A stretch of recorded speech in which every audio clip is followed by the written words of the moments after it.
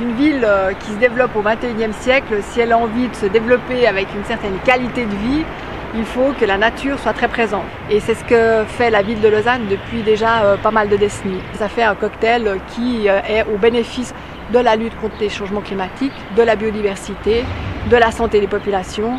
Et puis ça, c'est tout bénéfice pour une ville du XXIe siècle qui a envie d'être durable, pas seulement pour les générations futures, pour les générations actuelles.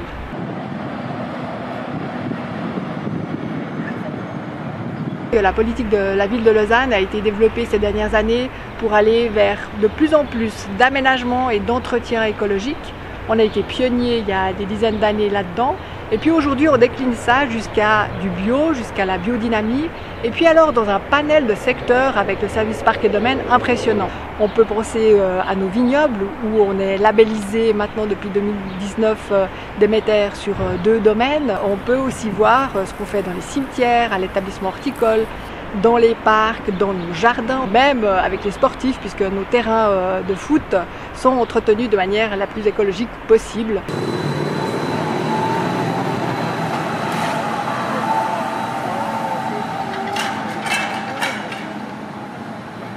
La ville de Lausanne a été pionnière justement dans, on va dire, le désinvestissement avec des produits sales pour entretenir justement ces espaces verts. C'est sûr que ça fait des économies sur les budgets. C'est pas négligeable non plus parce que ces produits qui sont pas bons pour l'environnement en général, ils sont chers et puis ils profitent à des grandes multinationales qui sont pas forcément ce qu'on a envie de soutenir d'un point de vue politique, en tout cas de manière forte. Toute cette politique zéro phyto, elle s'est faite progressivement. D'abord, on a essayé de travailler avec moins de produits phytosanitaires de synthèse. Ensuite, on voit que c'était compliqué, donc on a interdit le glyphosate au sein des équipes, donc plus communément appelé le Roundup. On a travaillé où il y avait le moins d'enjeux, c'est-à-dire dans les secteurs où il y avait moins de massifs fleuris, puisque c'était les massifs qui étaient le plus traités. C'est notre collègue, M. Fornara, au cimetière, qui avait commencé ces expérimentations au sein de la ville. Donc on partait pas non plus de zéro, puisqu'on avait un collègue assez passionné par rapport à ça, puis il a pu quand même lancer aussi d'initiatives.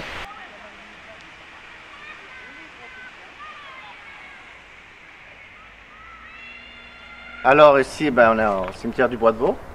Ça fait environ 10 ans qu'on a arrêté ici l'utilisation des pesticides de synthèse. Avant, on était des grands consommateurs d'herbicides, d'insecticides, de fongicides. Quand je dis grands consommateurs, on parle de dizaines de milliers de litres pulvérisés en plein milieu urbain. On voyait que de plus en plus de végétaux qu'on avait dans le cimetière avaient de gros problèmes, malgré qu'on les traitait lourdement. Et on a donc décidé d'arrêter complètement. Donc on ne savait pas trop comme ces molécules de synthèse se transforment ou pas. Et puis, à ma connaissance, je dirais que les collaborateurs, ils ont plutôt bien accueilli les choses. C'est un challenge quand même, parce qu'on leur dit, ok, dorénavant, on ne va plus produire avec des produits phyto de synthèse, mais en même temps, il va falloir réapprendre à travailler. Donc c'est complètement différent. Et puis j'ai l'impression que c'est aussi pas seulement technique, mais c'est une transformation culturelle, c'est-à-dire culturelle dans les têtes des gens. Ça va être l'avenir de la profession. Et puis, d'autre part, je ne suis pas sûr aujourd'hui qu'un horticulteur, il était très content de traiter, puis finalement se faire du mal à sa propre santé. Parce qu'il ne faut pas croire que, il les préparait, les touchait, il traitait, il les respirait, puis ainsi de suite, par rapport aussi à tous les usagers des parcs et tous les habitants des lausannois. On a appris notre métier avec des méthodes traditionnelles qui étaient que la plante pousse le plus vite possible, le mieux, et d'une manière artificielle. Maintenant, on passe dans une politique et quelque chose d'intéressant pour nous, en tant qu'horticulteurs. Donc, on a de la terre qu'on doit enrichir, qui va se transformer, qui doit avoir une vie microbienne pour donner de la force et de l'énergie aux plantes pour qu'elles puissent pousser. Mais on travaille des huiles essentielles avec des décoctions, avec des extraits fermentés et plein de choses avec le moins d'impact possible sur les plantes, sur la nature et sur nous-mêmes. On a commencé à mettre sur le terrain des centaines de mètres cubes de BRF, donc bois raméal fragmenté, pour protéger le sol qui était à ce moment-là totalement minéralisé, c'est-à-dire pendant des décennies, on a tout enlevé, on taillait les haies, on enlevait la taille, les feuilles tombaient, on enlevait les feuilles, il y avait l'herbe qui poussait, on l'enlevait. Et là, on est arrivé sur un système où on remet tout. On couvre le sol pour pouvoir retrouver de la matière organique déjà. Et pour ça, il faut des années et des années après avoir traité aux herbicides pour retrouver un bon équilibre de vie d'un sol. Je vous laisse juste regarder la qualité de cette haie de thuya qui n'est jamais arrosée. Donc depuis 2013, on n'a jamais arrosé cette haie. Alors moi je vous défie d'aller voir dans n'importe quelle ville, chez des privés, mais même pour les administrations, une telle qualité d'une haie qui a 40 ans de thuya. Vous ne trouverez jamais. Pour avoir une certaine qualité de vie, un cadre de vie agréable, pour lutter contre les changements climatiques, les îlots de chaleur, il faut avoir de plus en plus de verre, de plus en plus de végétalisation. Donc ça passe par enlever du bitume, croquer du béton et puis faire la place belle à ce qu'on appelle la trame verte, mais aussi la trame bleue. On parle beaucoup ces derniers temps de ville éponge. On voit aussi que d'amener de l'eau en ville, ça permettra justement d'avoir une ville plus agréable. C'est aussi des questions de santé, et ça on ne le dit pas assez. C'est aussi des questions de biodiversité qui seront visées avec plus de nature en ville. Donc là, on est dans l'établissement horticole communal de la ville de Lausanne. Notre travail, c'est d'embellir toute la ville de Lausanne. On produit à peu près entre 5 et 700 000 plantes à l'année. Et la fleur coupée, il y a aussi à peu près 150 000 tiges qui sont utilisées soit dans les décorations, soit dans les magasins du cimetière et pour les décorations officielles, les événements sportifs. On fabrique passablement de produits naturels avec uniquement des plantes qui poussent sur le site. On fait parfois des hydrolats, on fait des décoctions et puis des macérations. En même temps, on fait aussi la bouse de corne. On cherche un peu la matière mais aussi l'énergie. Cette force qu'on trouve toujours dans la nature, dans la matière, qui est le vrai miracle de la vie pour moi. Les gens qui font la biodynamie connaissent très bien, simplement où le sol lui-même, il doit aller rechercher les forces, les énergies pour se renouveler, pour se régénérer. C'est aller stimuler la fertilité du sol. Et je dirais que pour toute personne, tout travailleur de la terre, c'est la clé de la réussite. Si vous allez trouver un bon équilibre dans la fertilité du sol au niveau des micro-organismes, des sels minéraux, de la matière organique, à 90%, vous allez réussir votre culture. On est à Montsurol, dans les vignes de la baie des Monts. Bienvenue.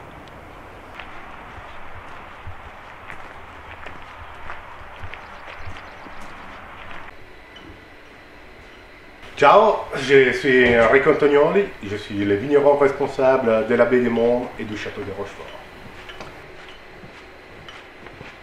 Entre la baie des Monts et le château de Rochefort, on a 18 hectares, tout géré en biodynamie, certifié Déméter.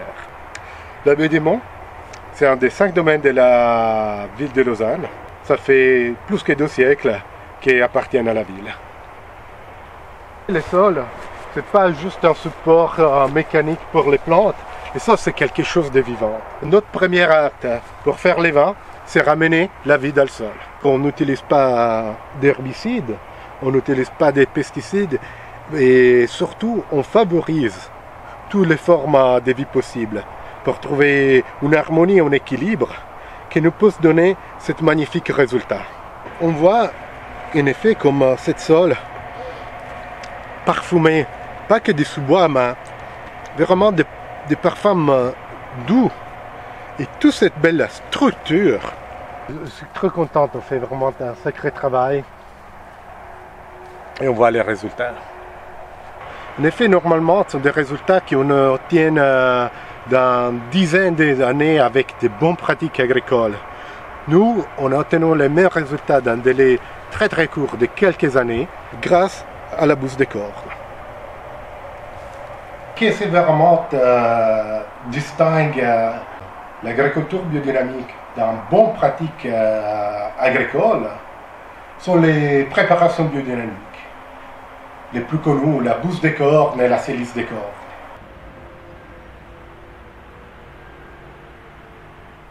Alors voilà, on va dissoudre de la bouse de corne 500 dans de l'eau préchauffée à 37 degrés et on va brasser. Alors on fait ça parce qu'avec la bouse de corne, on va restructurer le sol.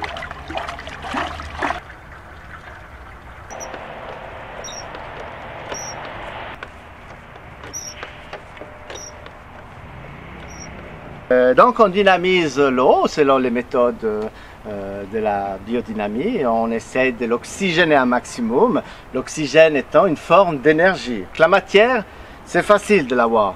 Il faut aussi l'énergie.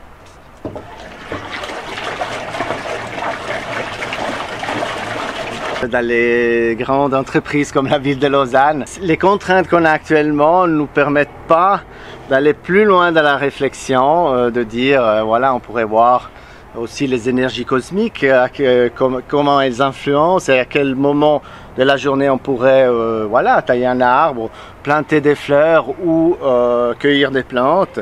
On n'y est pas encore arrivé, j'espère que peut-être un jour ça sera possible. On s'est ouvert sur plein de choses, sur la biodynamie. On ne peut pas tout prendre, mais moi j'ai comme idée de prendre ce qu'on peut faire puis ce qu'on peut appliquer. On est arrivé on a fait le tour et on voit les effets sur les produits qu'on utilisait, hein, sur nos propres santé, hein, aussi des dégradations. Donc au bout d'un moment on dit on ne peut pas aller plus loin, donc voyons les choses différemment.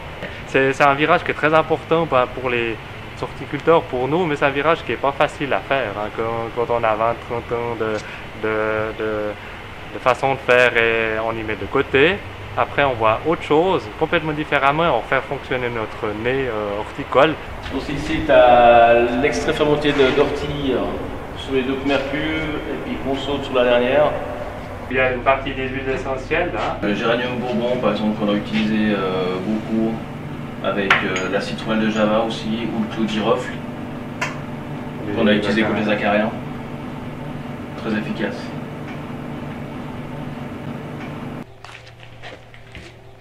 Il y a une petite fumée qui se développe, donc c'est les simples diffuseurs de maison.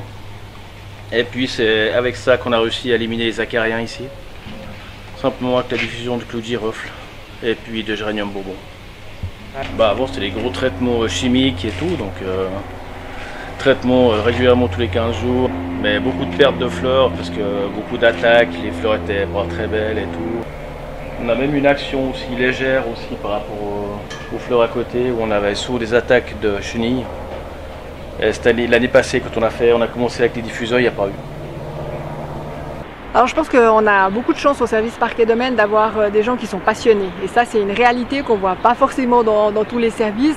C'est peut-être, entre guillemets, le matériau avec lequel on travaille, la nature, ça réveille plus de passion. La passion c'est quand même le moteur de tout. On n'a pas eu d'alternative, il fallait choisir. Voilà. On a eu une chose, c'était le cours de M. Petiot. Et en suivant ce cours, on s'est pris des claques. Tout notre apprentissage est remis en question. Qu'est-ce qu'on a fait? Moi, ça fait que 3 ans que je suis à la ville. Je ne connaissais pas du tout cette manière de travailler. Et je suis époustouflé et très intéressé de voir Annick, Madame Jacques et ses collaborateurs se donner une peine, vraiment beaucoup de peine, à essayer d'inculquer ça aux autres. Et c'est pas évident, je reconnais. Mais je vois les résultats positifs là-dessus et on va aller de l'avant. Ouais, pour ma part aussi, je suis arrivé il n'y a pas très longtemps. En apprentissage, on ne voyait pas du tout ce genre de choses. La vie concrète du sol, comment redonner vie au sol, les choses comme ça. Et du coup, c'était tout nouveau pour moi, elle m'a beaucoup aidé. Et après, j'ai eu beaucoup d'explications, on a fait des projets comme les terrains de foot. Et on voit petit à petit les résultats donnés.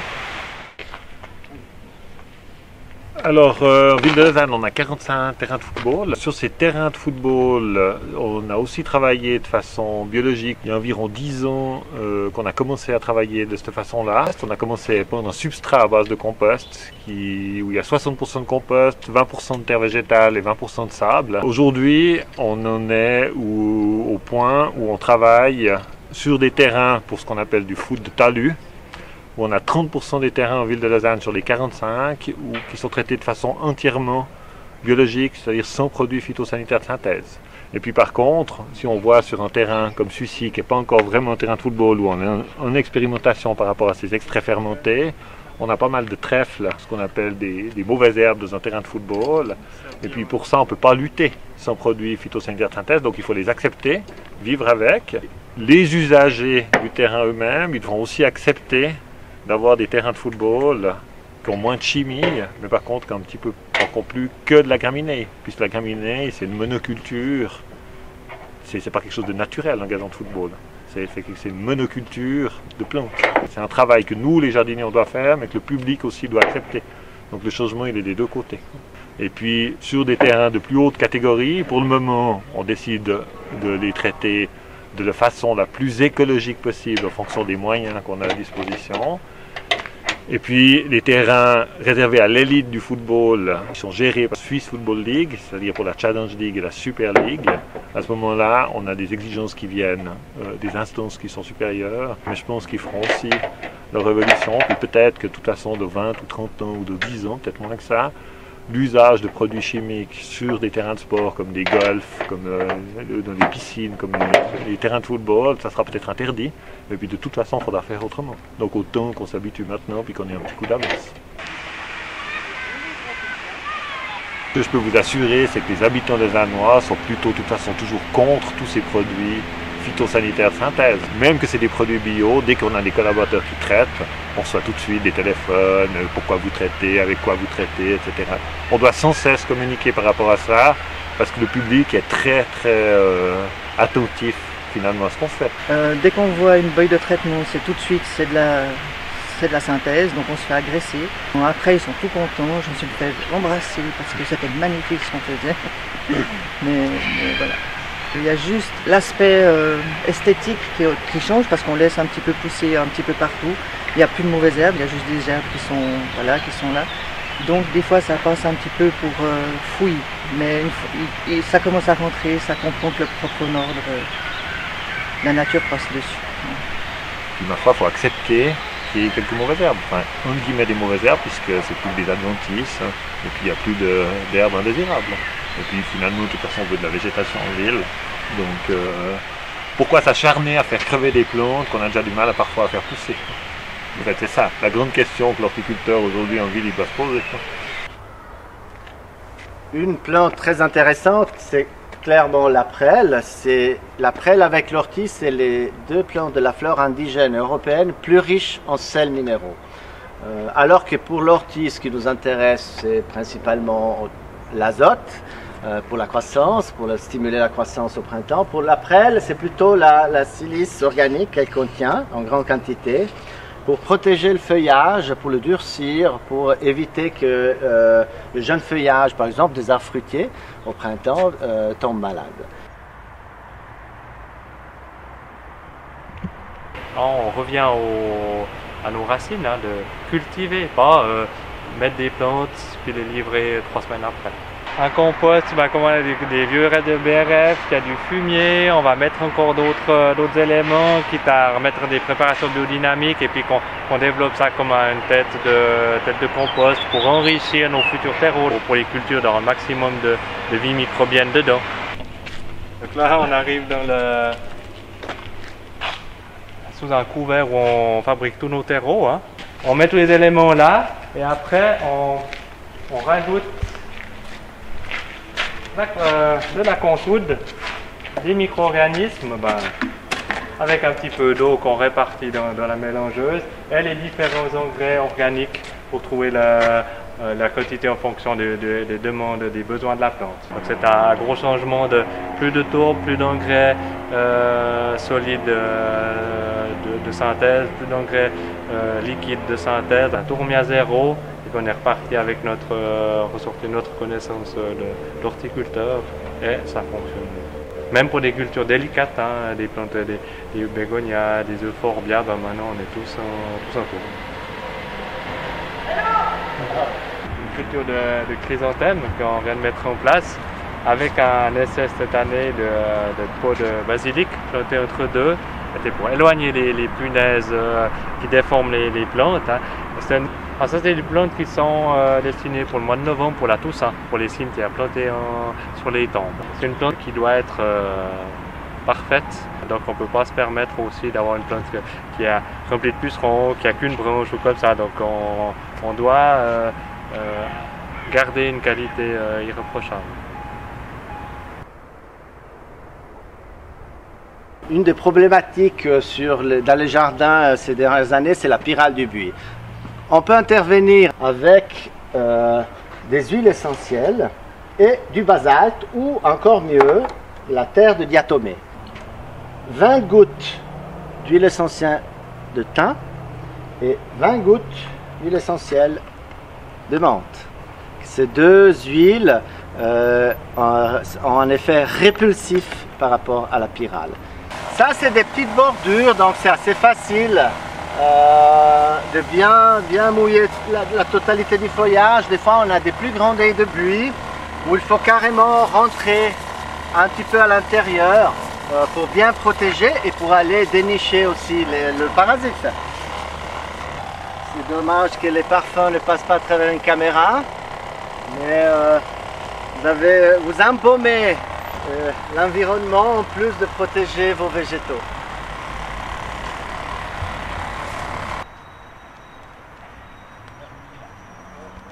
Du plastique qui couvre le sol, qui empêche l'herbe de pousser, c'est une alternative aussi au désherbant qu'on pourrait faire. Sur celui-là, c'est de la fécule de maïs, hein, donc c'est un plastique qui va se décomposer dans le sol sur une année. Hein.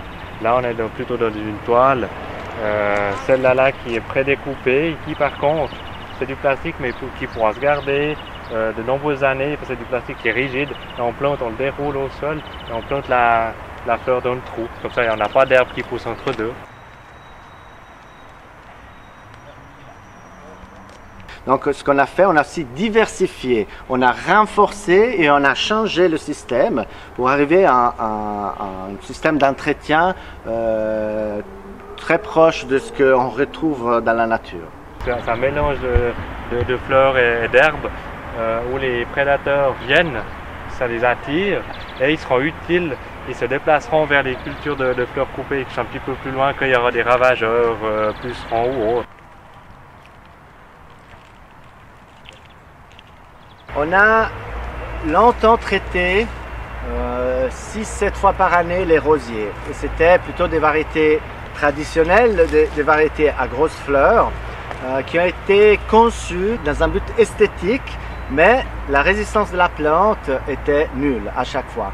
On a proposé des variétés résistantes. On a sur tige, surtout dans les cimetières, on aime bien, les usagers, les clients du cimetière aiment bien planter des rosiers-tiges derrière la stèle, derrière le monument. Et parfois, quand même, il y a un tout petit peu d'oïdium qui arrive, donc on peut, avec un traitement naturel léger,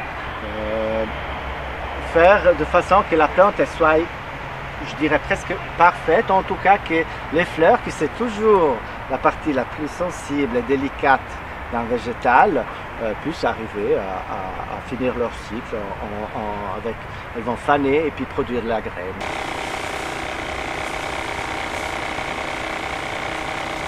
Moi, j'utilise généralement de la décoction de Plectranthus en pulvérisation à 10%. Et généralement, ça arrête toute propagation fongique.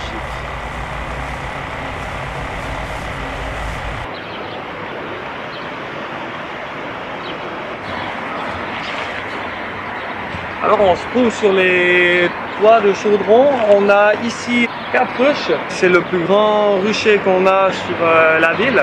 Les abeilles, elles sont là, c'est pour polliniser les balcons, pour polliniser les fleurs qui se trouvent sur le bâtiment municipal, chez les gens. Et puis c'est pour la biodiversité. Celle qui a produit le plus de miel cette année, elle a fait 65 kilos.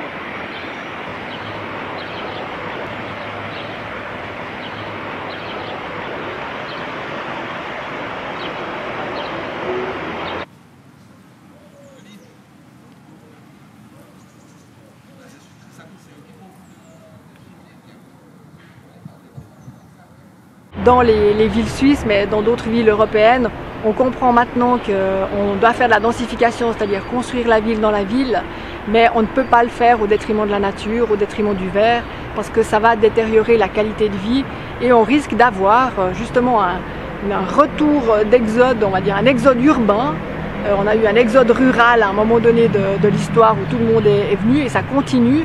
Si on ne fait pas ce qu'il faut en termes de qualité de vie, et on sait que la qualité de vie elle passe par la végétalisation de la ville, on aura tout faux et puis on aura des villes qui vont être désertées. Une volonté politique et aussi des Lausannoises et Lausannois, c'est de pouvoir manger local, manger des fruits de la ville. Donc on développe maintenant une bonne partie d'arbres fruitiers qui sont plantés en ville. Alors ça c'est sûr que ça c'est toutes des plantes greffées par nos collègues. Donc ce côté pépinière qui n'est plus forcément des arbres de décoration, qui sont aussi des arbres fruitiers. On voit que c'est des stocks de branches qui ne sont plus brûlés, qu'on utilise, qu'on broye et puis qui sont réutilisés soit en paillage, en mulching dans les pépinières ou dans nos cultures ou bien des fois dans nos terreaux comme ça. Donc on essaie de tout réutiliser au maximum.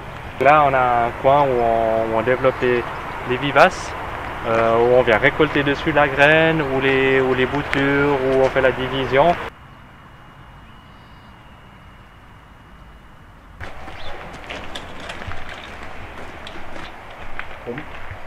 On va voir la dynamisation. Là, on est en train de dynamiser la préparation silice décor. On rajoute de la silice décor en proportion de 4 grammes à l'hectare. Et on le fait dynamiser pendant 1 heure.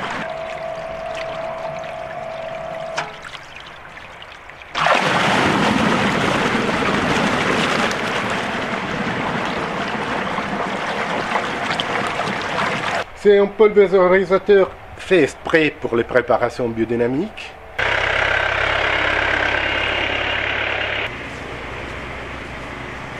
Là, on est en train de pulvériser la silice décor.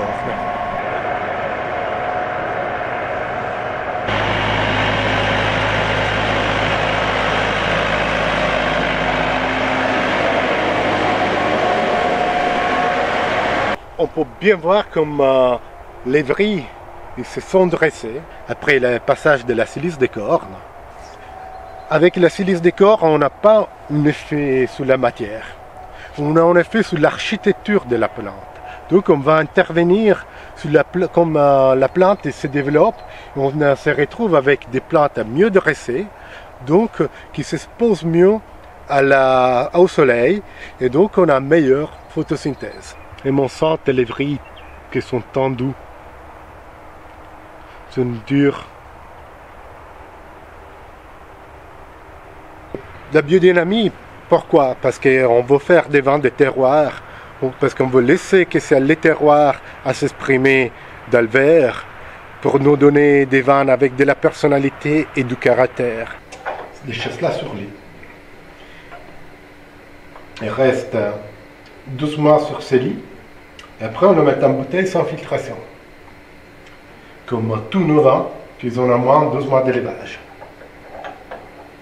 Plus c'est notre chardonnay, c'est les premières années qu'on le vinifie. Lui, comme tous les autres, on essaie de les soigner, donner de l'attention les moments qu'on doit toucher les ventes pendant la mise en bouteille. Et là, on essaie de regarder la phase lunaire la plus propice. Et c'est grâce à la biodynamie que ça structure les vins pour donner une plus grande ampleur et un plus grand plaisir pendant qu'on boit nos vins. Donc ben voilà, ici c'est un monde un peu surprenant, le monde. On a beaucoup de plantes, de végétaux pour faire une série de préparations qui en réalité n'a aucune limite.